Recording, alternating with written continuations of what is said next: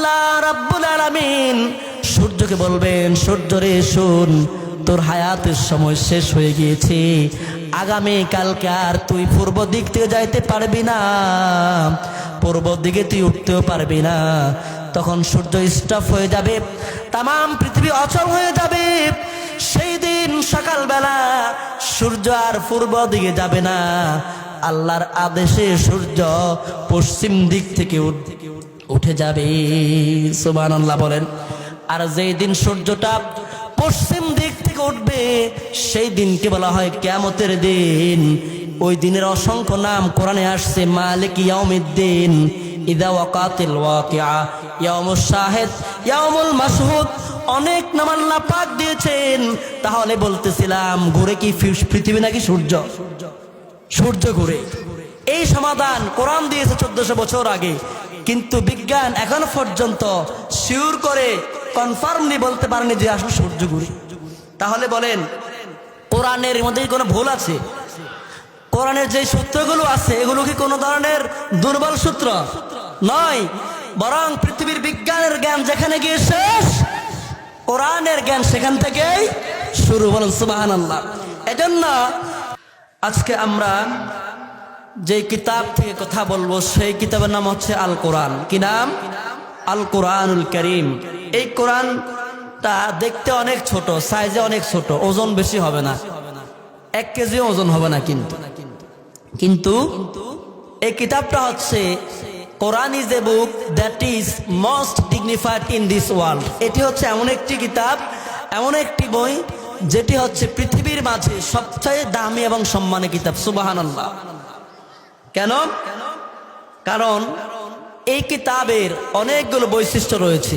সেই কারণে আমি আজকের যে আলোচনা, আজকের আলোচ্য বিষয়ের নাম দিয়েছি স্পেশালিটি অফ দা হলি বুক কোরআন, অর্থাৎ পবিত্র গ্রন্থ আল কোরআনুল কারীমের বৈশিষ্ট্য এবং গুণাবলী।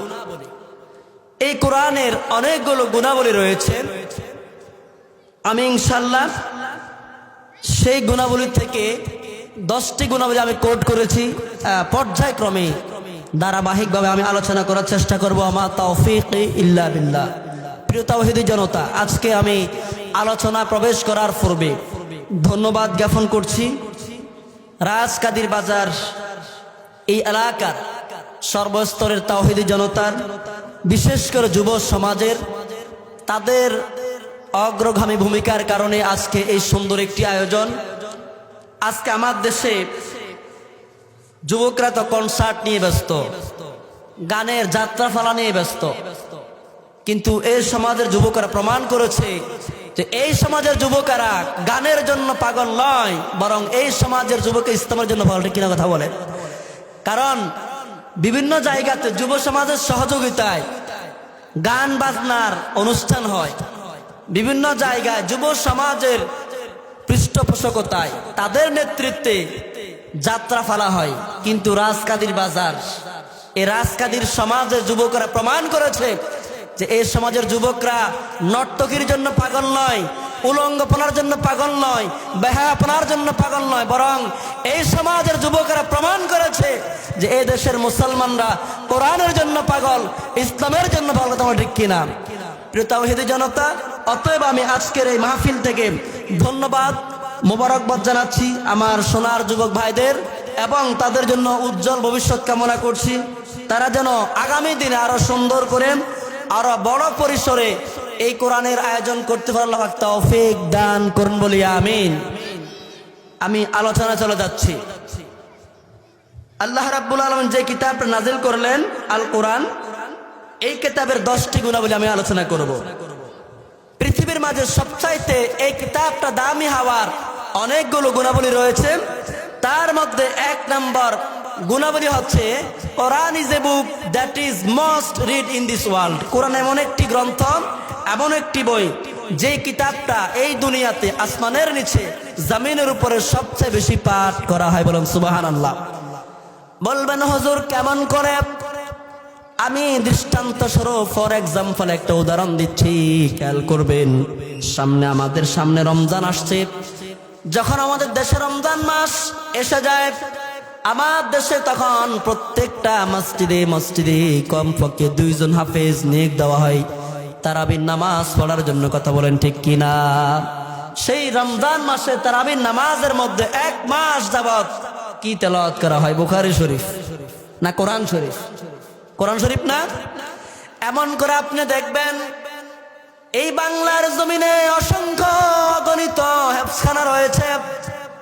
আপনি হেফজখানার দিকে তাকিয়ে দেখেন, সেই হেফজখানার সোনার ছেলেগুলো, ছোট্ট ছোট্ট কচি কচি বাচ্চাগুলো রাতের আধারে 3টা বাজে 4টা বাজে ঘুম থেকে উঠে ঘুমকে আরাম করে দিয়ে ওযু করে পবিত্রতা অর্জন করে আল্লাহর এই কোরআন তারা তেলাওয়াত শুরু করে দেয়। এমন ছোট ছোট বাচ্চাগুলো যাদের এখনো নামাজ ফরজ হয় নাই, ওই বাচ্চাগুলো তাহাজ্জুদ নামাজ পড়ে।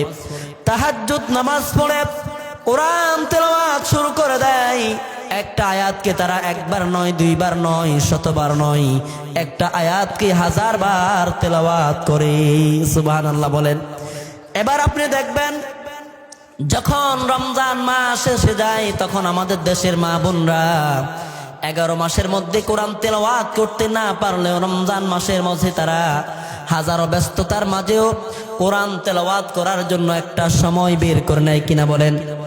আমাদের মা বোনেরা রমজান মাসে কমপক্ষে 1 খতম করে, অনেক মা বোনরা 2 খতম 3 খতম করে। তাহলে বুঝতে পারলাম এই আসমানের নিচে এবং জমিনের উপরে যেই কিতাবটা সবচেয়ে বেশি পাঠ করা হয়, যেই কিতাবটা বেশি তেলাওয়াত করা হয়, সেই কিতাবের নাম কি? আওয়াজ দিয়ে বলতে শুনতে চাই, কি নাম? কোরআন। এই কোরআন এমন একটা কিতাব, এই কিতাবটা সবচেয়ে বেশি পাঠ করা হয়, তেলাওয়াত করা হয়। এই জন্য আল্লাহ পাক রব্বুল আলামিন এই কিতাবের সম্মান এত বেশি দিয়েছেন। আল্লাহ পাক এই কোরআন সম্পর্কে অনেকগুলো মুজিজা দান করেছেন। একটা মুজিজা হলো পৃথিবীর যত গ্রন্থ রয়েছে, যত কিতাব রয়েছে, যত বই রয়েছে, ওই বইয়ের লেখকেরা, কিতাবের কাতিবেরা বইয়ের শুরুতে নিজেদের দুর্বলতা স্বীকার করে আর বলে আমি সাধ্য অনুযায়ী চেষ্টা করলাম কিতাবটাকে নির্ভুল করে লেখার জন্য। আমার চেষ্টার বাহিরে অনিচ্ছাবশত আমার দুর্বলতার কারণে যদি কোনো ভুল ত্রুটি ধরা পড়ে, যদি কোনো হৃদয়বান পাঠক পেয়ে থাকেন তাহলে আমাকে অবহিত করবেন। আমি ইনশাআল্লাহ 2য় সংস্করণে সংশোধন করে নেব। কিন্তু এটা এমন একটা কিতাব আল্লাহ পাক রব্বুল আলামিন নাজিল করার সঙ্গে সঙ্গে কোরআনের শুরুতেই ঘোষণা করেছেন যালিকাল কিতাবু লা রাইবা ফি। সুবহানাল্লাহ। কি বললেন আল্লাহ পাক? কিতাবের শুরুতেই বললেন যালিকাল কিতাব, দ্যাট ইজ দ্য বুক, লা রাইবা ফি, দেয়ার ইজ নো ডাউট। এটি এমন একটি গ্রন্থ, এমন একটি বই যে কিতাবের বিসমিল্লাহর বাব থেকে শুরু করে নাসের সিন পর্যন্ত কোনো প্রকারের সন্দেহ নেই। তাহলে এই কোরআনের 1 নাম্বার বৈশিষ্ট্য হলো কোরআনটা দুনিয়াতে সবচেয়ে বেশি কি করা হয়? পাঠ করা হয়।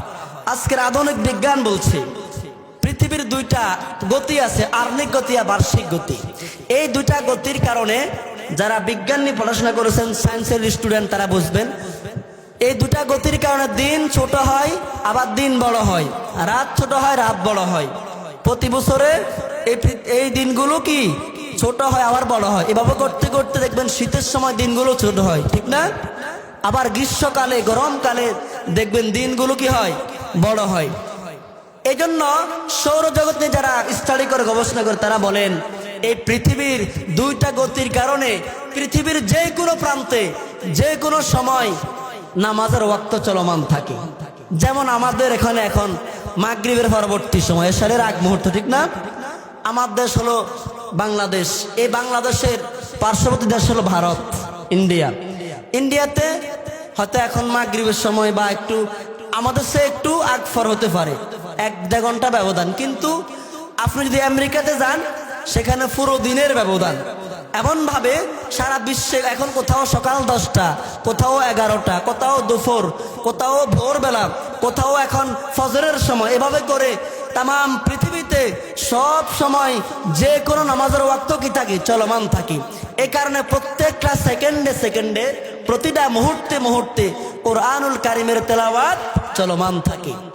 প্রিয় উপস্থিতি, এই কোরআনের যে 10টা বৈশিষ্ট্য আমি বললাম, প্রথমটা আমি শেষ করলাম, একটা বিষয় এত কিছু বলা যাবে না। 2 নাম্বার, এই কোরআনের কারিমের তেলাওয়াত এত মধুর তেলাওয়াত যিনি করেন তার কাছে অনেক মজা লাগে। যারা তেলাওয়াত শুনেন, শ্রবণ করেন, তাদের কাছে মজা লাগে। এই কারণে ইমাম সাহেব প্রতিদিন নামাজের মধ্যে সূরাতুল ফাতিহা তেলাওয়াত করে কিনা বলেন? করে কি করে না বলেন? করে। আজ পর্যন্ত কোন মুসল্লি বিরক্ত হয়ে কি বলেছে ইমাম সাহেব হুজুর আজকের মাগরিবের সালাতে কিংবা ফজরের নামাজে আপনি সূরা ফাতিহাটা তেলাওয়াত করিয়েন? এটা তো সবসময় আমরা শুনি, আজকে এই সূরাটা এই নামাজে পড়ার প্রয়োজন নাই। কে কি বলেছে? তার মানে একটা সূরা প্রতিদিন শুনে তারপরেও মানুষ বিরক্ত বোধ করে না, মানুষ অপছন্দ করে না, বরং যত শুনে ততই ভালো লাগে। বরং ইমামের কণ্ঠ যদি একটু সুমধুর হয়, কণ্ঠ একটু ভালো হয়, তো যত বেশি তেলাওয়াত করে ততই মজা লাগে। ঠিক না কথা বলেন?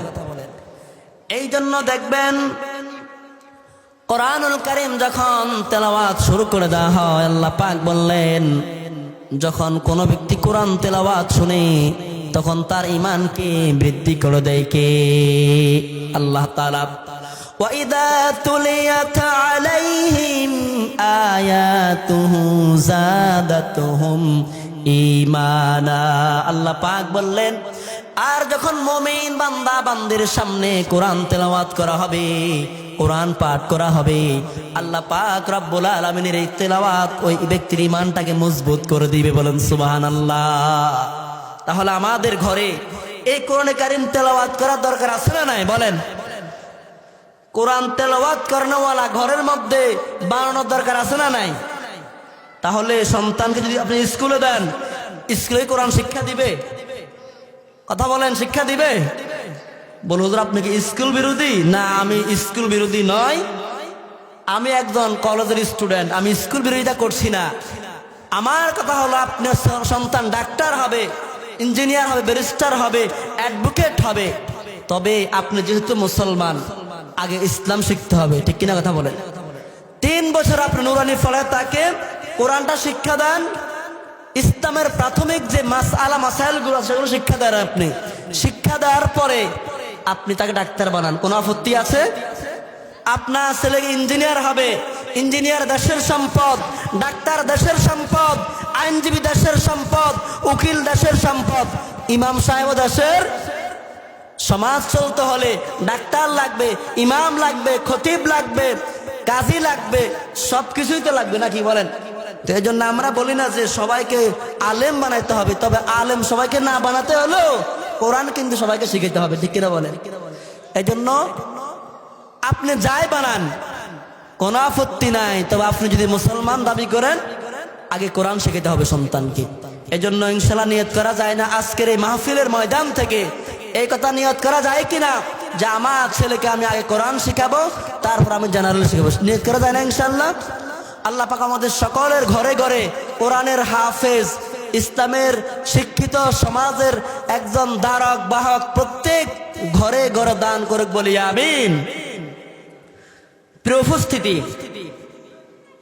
খেয়াল করুন 3 নাম্বার, এই কোরআনুল কারীমের যে গুণাবলী, যে স্পেশালিটি, সেটি হচ্ছে এই কোরআনের হাফেজ পৃথিবীতে 1জন কিংবা 2জন। প্রত্যেক ঘরে ঘরে যে কিতাবের হাফেজ, প্রত্যেক গ্রামে গঞ্জে আল্লাহ পাকের এই কিতাবকে সংরক্ষণ করে বুকের মধ্যে, সিনার মধ্যে ধারণ করে অনেক হাফেজ প্রত্যেক বছর স্বর্ণ পদক পুরস্কার প্রাপ্ত হয়, পাগড়ি প্রদান করে সম্মান অর্জন করে। কথা বলুন ঠিক কিনা? আমার মুসলমান ভাইরা, 5 নাম্বার, 4 নাম্বার গুণাবলী হলো আল্লাহ পাক রব্বুল আলামিন এই কিতাবটাকে এত সুন্দর করে চমৎকার করে নাজিল করলেন, ছন্দে ছন্দে মিল রেখে আল্লাহ পাক নাজিল করলেন। যারা পারেন আমার সাথে পড়ুন, এদিকে খেয়াল করুন। আওয়াজ কি শোনা যায় না? বোঝা যায় না? তো লাইট না হলে কোন সমস্যা আছে? আওয়াজ তো শোনা যায়। যারা পারেন আমার সঙ্গে পড়েন। কোরআনের কেমন মিল, কেমন মিল, কেমন সুর, কেমন ছন্দ, একটু খেয়াল করুন। কুরআনুল কারীমের সবচেয়ে ছোট সূরা সূরাতুল কাউসার। কোন সূরা? সূরাতুল কাউসার। আল্লাহ পাক বলছেন আউযু বিল্লাহি মিনাশ শাইতানির রাজীম বিসমিল্লাহির রহমানির রহিম ইন্না আ'তাইনাকাল কাউসার ফাসাল্লি লিরাব্বিকা ওয়ানহার ইন্না শানিআকা হুয়াল আবতার। তিনটা আয়াত পড়লাম, তিনটা আয়াতের শেষের দিকে মিল আছে না নাই? কুরআনুল কারীমের সর্বশেষ সূরা, সর্বশেষ সূরা সূরাতুন নাস। একটু খেয়াল করুন, মনোযোগ, গভীর মনোযোগ। আল্লাহ পাক বললেন কুল আউযু বিরাব্বিন নাস মালিকিন নাস ইলাহিন নাস মিন শাররিল ওয়াসওয়াসিল খান্নাস আল্লাযী ইউওয়াসওয়িসু ফি সুদুরিন নাস মিনাল জিন্নাতি ওয়ান নাস। আল্লাহু আকবার বলুন। প্রত্যেকটা আয়াতের শেষে মিল আছে না নাই? আমার ভাইরা, কোরআনের সবচেয়ে সুন্দর সূরা, রাসূল বলেছেন জিনাতুল কোরআনি সূরাতুর রহমান। আল্লাহ পাক রব্বুল আলামিন কোরআনুল কারীমের মধ্যে 114টা সূরা নাজিল করেছেন। 114 সূরার মধ্যে প্রত্যেকটা সূরার ভিন্ন ভিন্ন গুণাবলী রয়েছে। রাসূল সূরাতুর রহমান সম্পর্কে বলেছেন এই সূরা রহমানটা হলো কোরআনের সৌন্দর্য। এই কারণে রব্বুল আলামিন কিয়ামতের ময়দানে হাসরের মাঠে তার মিল আল্লাহ পাক দিয়েছেন। রব্বুল আলামিন বললেন আর রহমান আল্লামাল কোরআন খলাকাল ইনসানা আল্লামাহুল বায়ান। এমন করে আপনি যতগুলো সূরা তেলাওয়াত করবেন প্রত্যেকটা সূরার প্রত্যেকটা আয়াতে মিল আছে না নাই? বলে এই এরকম মিল, এরকম ছন্দ পৃথিবীর আর কোনো বইয়ে নাই। এই জন্য কোরআনের সম্মান বেশি না কম? শুধু কি বেশি নাকি সবচাইতে বেশি? খেয়াল করুন কত বেশি সম্মান। আমার গায়ে একটা আবায়া আমি গায়ে দিয়েছি, আসকান পরেছি। এই আসকানটা অনেক দামি, পায়ে লাগলে কোনোদিন আমরা সালাম করি না, বুকে নেই না, কিন্তু এই কোরআনের সাথে আপনি 30 টাকা দামের 40 টাকা দামের একটা জুজদান লাগিয়ে দিয়েছেন। ওই জুজদানটা যখন পায়ের সাথে লাগে তখন সঙ্গে সঙ্গে সালাম করে কি করে না বলেন? মুখে নিয়ে চুমু খায়, বুকে লাগায়, মাথায় নাই। অথচ কত দামি দামি লুঙ্গি, জামা, শাড়ি, পাঞ্জাবি আমরা পরিধান করি, পায়ের তলে পড়ে। কোনোদিন কি আমরা সালাম করেছি নাকি? সালাম করি নাই।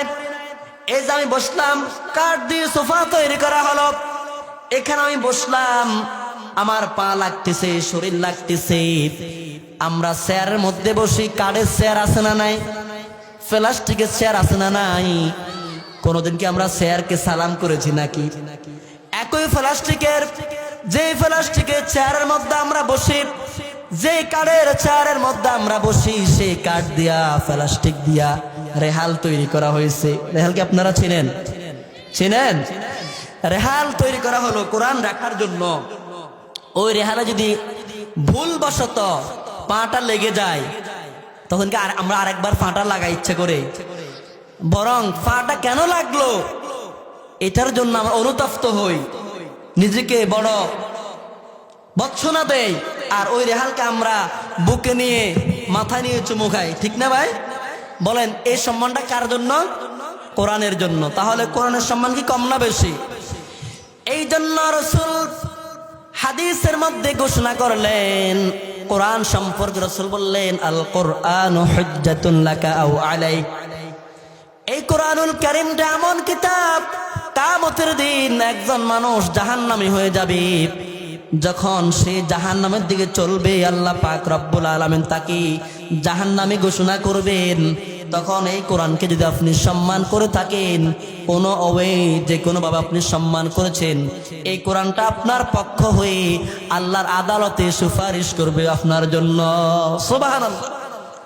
আবার আপনি যদি কোরআনকে অসম্মান করেন, অবজ্ঞা করেন, কোরআনকে আপনি নানান কথাবার্তা বলেন, ছোট করে দেখেন, তাহলে আপনি জান্নাতি হবেন। নামাজের কারণে আপনি জান্নাতি হয়ে গেলেন, রোজার কারণে আপনি জান্নাতি হয়ে গেলেন, কিন্তু কোরআনটাকে আপনি অসম্মান করার কারণে, অশ্রদ্ধা করার কারণে এই কোরআন আপনাকে জান্নাত থেকে ফিরিয়ে জাহান্নামে নিয়ে যাবে। নাউজুবিল্লাহ বলেন। কেমন করে? আপনি যখন জান্নাতের দিকে চলবেন, কোরআন বলবে আল্লাহ এই লোকটা কোন দিকে যায়? আল্লাহ বলবে কেন? সে তো জান্নাতি মানুষ, কারণ সে 5 ওয়াক্ত নামাজ পড়েছে, মক্কায় গিয়ে হজ করেছে, রমজানের রোজাগুলো পালন করেছে, সে তো জান্নাতের বাসিন্দা, এই জন্য সে জান্নাতে যায়।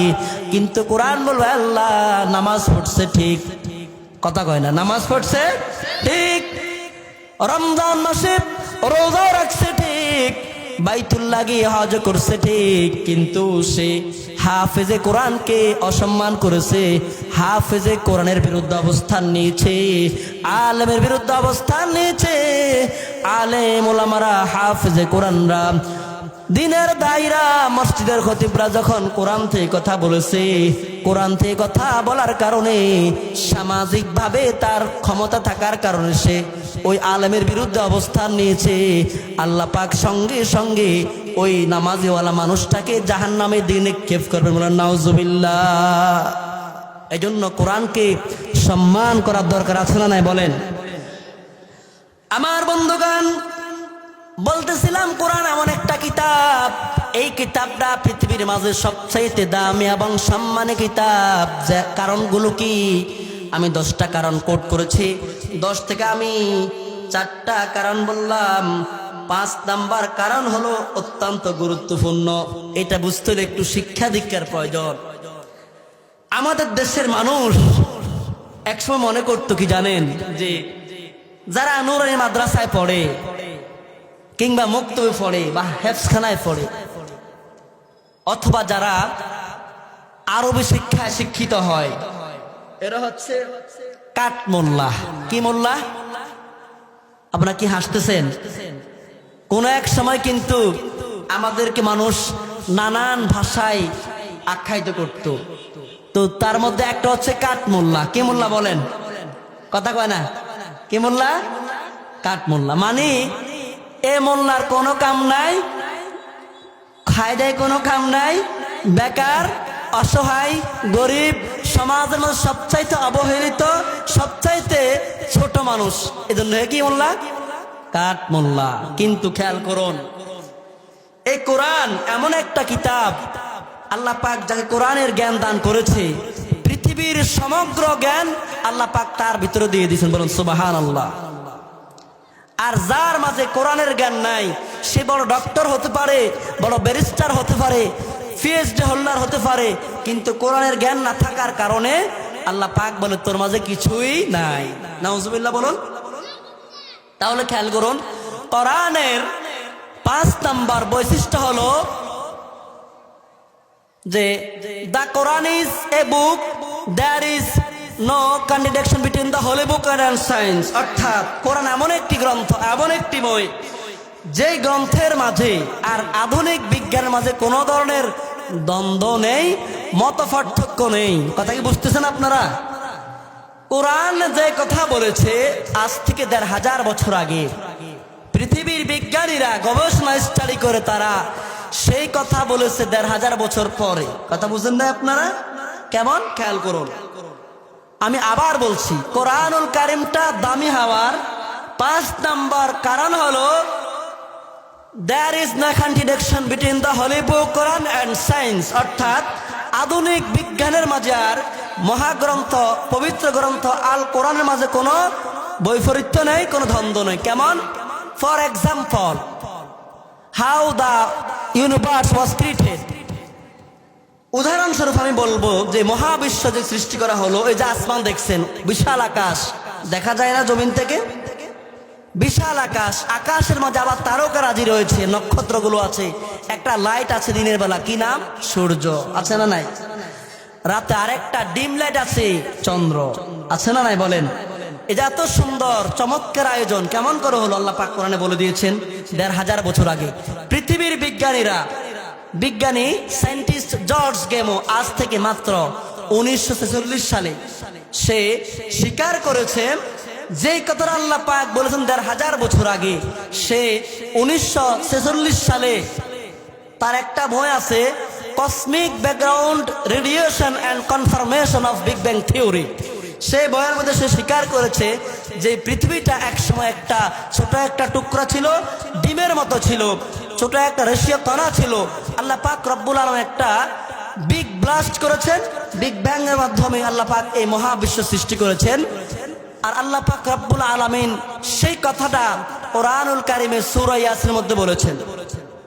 আমি আগে বলি, খেয়াল করুন বিজ্ঞান কি বলছে।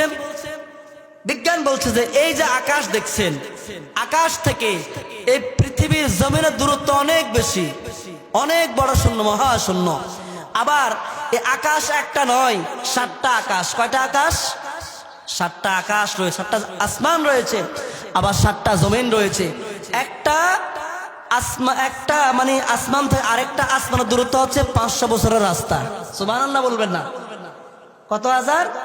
৫০০ বছরের রাস্তা একটা আকাশ থেকে আরেকটা আকাশের। তাহলে আপনি একটু চিন্তা করে দেখুন যে একটা আসমান থেকে আরেকটা আসমানের দূরত্ব কত বেশি, কত বেশি। আপনি একটু চিন্তা করে দেখুন কত মহা এই সৃষ্টি জগৎ। এই সৃষ্টি জগৎটা ছোট্ট টুকরা ডিমের কুসুম, আপনারা চিনেন, হলুদ কালার, এই ডিমের কুসুমের মতো ছিল। তো কেমন করে এটা এত বড় হলো? আল্লাহ পাক রব্বুল আলামিন কোরআনুল কারীমের সূরাতুল আম্বিয়া ৩০ নম্বর আয়াতের মধ্যে আল্লাহ পাক বলছেন, আওয়ালাম ইয়ারাল্লাযীনা কাফারু আন্নাস সামাওয়াতি ওয়াল আরদা কানাতা রাতাকান ফাফাতাকনাহুমা ওয়াজআলনা মিনাল মাই কুল্লা শাইইন হাইয়্যিন আফালা ইউমিনুন। আল্লাহু আকবার বলুন। আল্লাহ পাক জানিয়ে দিলেন পৃথিবীর কাফেররা কি দেখে না? আন্নাস সামাওয়াতি ওয়াল আরদা কানাতা রাতকা, আকাশ আর জমিন একত্রে জমাট বাঁধা ছিল, সম্পৃক্ত ছিল। ফাফাতাকনাহুমা, অতঃপর আমি রব্বুল আলামিন আসমান আর জমিনকে পৃথক করে দিয়েছি। আসমানটা উপরে চলে গিয়েছে, জমিনটা নিচে নেমে গিয়েছে। এরপর রব্বুল আলামিন বললেন, ওয়াজআলনা মিনাল মাই কুল্লা শাইইন হাইয়্যিন আফালা ইউমিনুন। এরপর আমি পানি থেকে আমি যত ধরনের প্রাণী আছে, পৃথিবী যত প্রাণী আছে, মানুষ থেকে শুরু করে প্রাণওয়ালা যত জীব রয়েছে, সকল জীবকে আমি পানি থেকে সৃষ্টি করেছি। সুবহানাল্লাহ বলবেন। এরপর রব্বুল আলামিন বলেন, আফালা ইউমিনুন, তারপরে কি তারা বিশ্বাস করবে না, তারা ঈমান আনবে না? এবার আসেন আল্লাহ পাক কেমন করে আসমানকে উপরে নিলেন, জমিনকে নিচে নিলেন? কয়েক হাজার মিস্ত্রি মনে তিনি ধরাইছিলেন নাকি? এরকম নাকি? আল্লাহ পাক কোনো কাজ করতে হলে কি মিস্ত্রির প্রয়োজন হয়? কারিগরের প্রয়োজন হয়? হেল্পারের প্রয়োজন হয় না? কেমন করে? আল্লাহ পাক রব্বুল আলামিন সূরাতুল ইয়াসিনের শেষ দিকে বললেন, ইন্নামা আমরুহু ইযা আরাদা শাইআন আন ইয়াকুলা লাহু কুন ফায়াকুন। সুবহানাল্লাহ বলুন। আল্লাহ পাক বললেন, মহান স্রষ্টা এমন একজন সত্তা, তিনি যদি কোনো কিছু তৈরি করতে চায়, বানাতে চায়, হাজার হাজার মিস্ত্রির প্রয়োজন হয় না, হেল্পারের প্রয়োজন হয় না, কোন সহযোগীর প্রয়োজন হয় না, বরং রব্বুল আলামিন বলেন আইয়াকুলা লাহু কুন। আল্লাহ পাক শুধু বলেন কুন মানে হও, ফায়াকুন হয়ে যায়। সুবহানাল্লাহ। আল্লাহ পাক বলেন কি? হও, ফায়াকুন, সঙ্গে সঙ্গে কি হয়ে যায়। তা আল্লাহ পাক যখন বলল হে আসমান, হে জমিন, তোমরা তোমাদের স্থানে চলে যাও, সঙ্গে সঙ্গে এই পৃথিবীর আকাশটা উপরে চলে গিয়েছে আর জমিনটা নিচে নেমে গিয়েছে। এই কথাগুলো বিজ্ঞান এমাত্র অল্প কয়েক বছর পূর্বে তারা আবিষ্কার করেছে, তারা এটা পেয়েছে, কিন্তু আল্লাহ পাক রব্বুল আলামিন কত হাজার বছর আগে বলে দিয়েছেন। প্রিয় ভাইরা আমার, এরপরে যে চন্দ্র সূর্য আমরা প্রতিদিন দেখি না যে সূর্য কোন দিক থেকে উঠে? পূর্ব দিক থেকে উঠে। বলেন কোন দিক থেকে? পূর্ব দিক থেকে উঠে। কোন দিকে যায়? পশ্চিম দিকে, ঠিক না? তো পৃথিবীর বিজ্ঞান আজ পর্যন্ত এখনো শিওর হতে পারেনি, কনফার্ম হতে পারেনি যে আসলে চন্দ্র ঘুরে নাকি সূর্য ঘুরে। তারা এতে বলতে পারে নাই। একজন বিজ্ঞানী এসে বলছে যে পৃথিবীর সূর্য ঘুরে, আরেকজন বিজ্ঞানী বলছে না, পৃথিবীর সূর্য দাঁড়িয়ে আছে, পৃথিবী ঘুরে। আর একজন বিজ্ঞানী এসে বলছে পৃথিবীর চন্দ্র সূর্য ঘুরে, আমার মাথাও ঘুরে, আমিও ঘুরি, সবকিছু ঘুরে। কথা বুঝেন নাই? কিন্তু আল্লাহ পাক রব্বুল আলামিন বলেন এই পৃথিবীর সূর্যটা যদি একদিন থেমে যায় তাহলে দুনিয়াটাই অচল হয়ে যাবে। কেমন করে? রাসূল করিম সাল্লাল্লাহু আলাইহি সাল্লাম একদিন মসজিদে নববীর মধ্যে বসা ছিলেন। তিনি তার সাহাবী হযরত আবু যরকে বলেন, আবু যর, তুমি কি জানো প্রতিদিন সূর্য পূর্ব দিক থেকে উঠে কোন দিকে যায়? পশ্চিম দিকে যায়। তুমি কি বলতে পারবা সূর্য পশ্চিম দিকে কোথায় যায়, কি করে? নবীজির প্রিয় সাহাবী আবু যর বললেন, ইয়া রাসূলুল্লাহ, ইয়া হাবিবাল্লাহ, এই প্রশ্নের উত্তর আমার চেয়ে আপনি ভালো জানেন, আমি এই বিষয়ে কিছু বলতে পারবো না। আমার মুসলমান ভাইরা শুনুন, গভীর মনোযোগ। আল্লাহ রাসূল সাল্লাল্লাহু আলাইহি সাল্লাম সঙ্গে সঙ্গে আবু যরকে বললেন,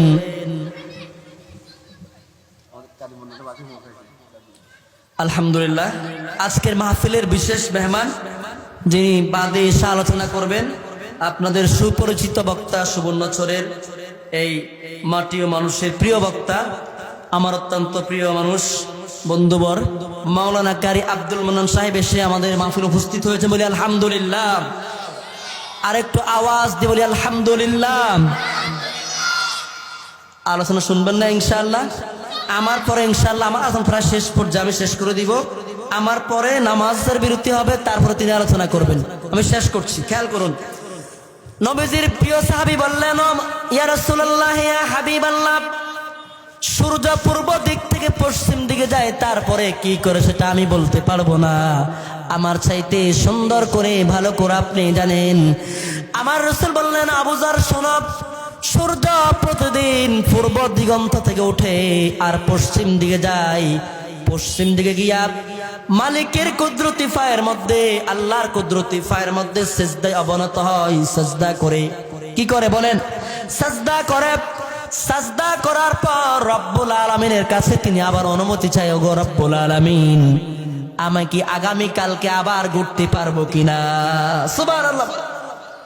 আমি আজকে যেমন করে পূর্ব দিক থেকে ঘুরে আসছি পশ্চিম দিকে, আগামী কালকে ভোরবেলা কি আমি আবারও পূর্ব দিকে আমি ঘুরতে পারবো আবার? আল্লাহ পাক রব্বুল আলামিন তাকে যদি অনুমতি দেয়, তখন তিনি আবার পূর্ব দিক থেকে উঠে আবার পশ্চিম দিক ঘুরে ঘুরে যায়। বলেন সুবহানাল্লাহ। কিন্তু এমন একটা দিন আসবে, সূর্য পূর্ব দিক থেকে যখন পশ্চিম দিকে যাবে, তখন সে যখন মাওলাই কারিমের, রব্বি কারিমের কুদরতি ফায়ের মধ্যে সাজদা করবে আর পারমিশন চাইবে, অনুমতি তালাশ করবে, অনুমতি তলব করবে, আল্লাহ রাব্বুল আলামিন সূর্যকে বলবেন, সূর্য রে শোন, তোর হায়াতের সময় শেষ হয়ে গিয়েছে, আগামী কালকে আর তুই পূর্ব দিক থেকে যাইতে পারবি না, পূর্ব দিকে তুই উঠতেও পারবি না। তখন সূর্য স্টপ হয়ে যাবে, তামাম পৃথিবী অচল হয়ে যাবে। সেই দিন সকালবেলা সূর্য আর পূর্ব দিকে যাবে না, আল্লাহর আদেশে সূর্য পশ্চিম দিক থেকে উঠে যাবে। সুবহানাল্লাহ বলেন। আর যেই দিন সূর্যটা পশ্চিম দিক থেকে উঠবে, সেই দিনকে বলা হয় কিয়ামতের দিন। ওই দিনের অসংখ্য নাম কোরআনে আসছে, মালিক ইয়াউমিদ্দিন, ইদা ওয়াকাতিল ওয়াকিআ, ইয়াউমুশ শাহিদ, ইয়াউমুল মাশহুদ, অনেক নাম আল্লাহ পাক দিয়েছেন। তাহলে বলতেছিলাম, ঘুরে কি পৃথিবী নাকি সূর্য? সূর্য ঘুরে। এই সমাধান কোরআন দিয়েছে 1400 বছর আগে, কিন্তু বিজ্ঞান এখনো পর্যন্ত শিওর করে কনফার্মলি বলতে পারেনি যে আসলে সূর্য ঘুরে। তাহলে বলেন কোরআনের মধ্যে কোনো ভুল আছে? কোরআনের যে সূত্রগুলো আছে এগুলো কি কোনো ধরনের দুর্বল সূত্র নয়, বরং পৃথিবীর বিজ্ঞানের জ্ঞান যেখানে গিয়ে শেষ, কোরআনের জ্ঞান সেখান থেকেই শুরু। বলেন সুবহানাল্লাহ। এজন্য Quran is a not book of science, but that is a book, it is source of science, so that is scientific book. ঠিক কিনা বলেন?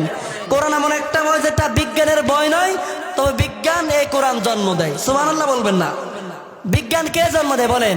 কোরআন জন্ম দেয়। জন্য কোরআন হচ্ছে, আল্লাহ পাক বলছেন ওয়াল কুরআনিল হাকিম। কি বলেছেন?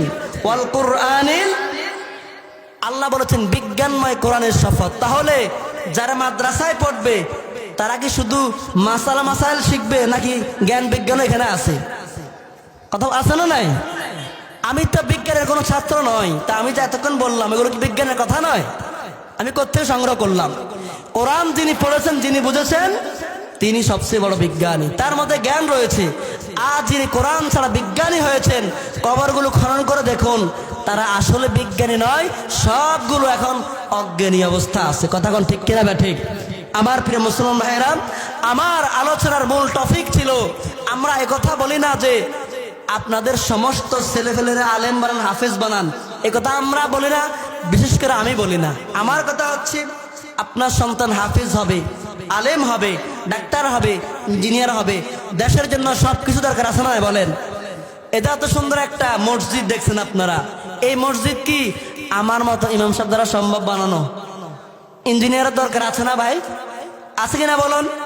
আপনি যদি আমাকে এক মুষ্টি মাটি এনে বলেন যে হুজুর দেখেন তো মাটিগুলো ঠিক আছে কিনা, তো আমি রিসার্চ করে গবেষণা করে বলবো যে মাশাআল্লাহ মাটিগুলো অনেক ভালো, এই মাটি দিয়া ডিলাগুলো বানানো যাবে। কথা বলে না? বুঝেন না কথা? মানে আমার গবেষণা হচ্ছে ডিলাকুলুপ নিয়ে, তা আমি সেটাই বলবো। কিন্তু এই মাটিগুলা কোন প্রকারের মাটি, কোন উপাদান রয়েছে, এটা বলতে হবে একজন ইঞ্জিনিয়ার। ঠিক কিনা বলেন? তাহলে ইঞ্জিনিয়ার দরকার আছে না নাই? এজন্য আমাদের সমাজে সব কিছুর প্রয়োজন, তবে সব কিছুর আগে ইসলামের প্রয়োজন। ঠিক কিনা বলুন? সব কিছুর আগে কোরআনের প্রয়োজন। ঠিক কিনা বলুন? কোরআন ছাড়া আপনার জীবন অন্ধকার। কোরআন যার পক্ষে থাকবে সে জান্নাতি। সুবহানাল্লাহ বলবেন না? আর কোরআন যার বিপক্ষে থাকবে সে জাহান্নামী। এই জন্য কোরআন শিক্ষা দরকার আছে না নাই ভাই? শিখাবেন তো ইনশাআল্লাহ? শিখাবেন? আল্লাহ পাক সকলের সন্তানদেরকে কোরআনের শিক্ষায়, ইসলামের শিক্ষায় শিক্ষিত হওয়ার তৌফিক দান করুন, বলি আমিন। আর এই কোরআনটা শুধুমাত্র ফানি ফলার কিতাব না। আমাদের কাছে মানুষ বড় আফসোস আর দুঃখ লাগে যখন ফেড়ে কামড় উঠে, ফেড়ে কামড়, কথা কয় না কি উঠে? যখন রাজকাজের দোকান থেকে ট্যাবলেট নিচ্ছে, তার ফেলের কামড় ভালো হয় না, তো দৌড় দিয়ে কয়ে আঙ্গি ওর কাছে একটু যাচ্ছে, রাতের এখন বাজে একটা, হুজুর এখন উঠবেন ঘুমোতেন, তো আসি হুজুরের আগে, হুজুর হুজুর উঠছে, আমার স্ত্রীর ফেড়ে কামড়ায়, তল ফেড়ে কামড়ায়, একটু পানি ফোড়া দেন। কথা বলে না কেন? ঠিক এটা কি আমি বানাই বলছি নাকি? এটা বাস্তব কথা না? কিন্তু সে জিন্দেগিতে কোরআন তো শিখেও নাই, অজু করে একটু কোরআনটাকে চুমো খায় না, একটু বুকে নেয় নাই। কেমন মুসলমান আমরা হয়েছি?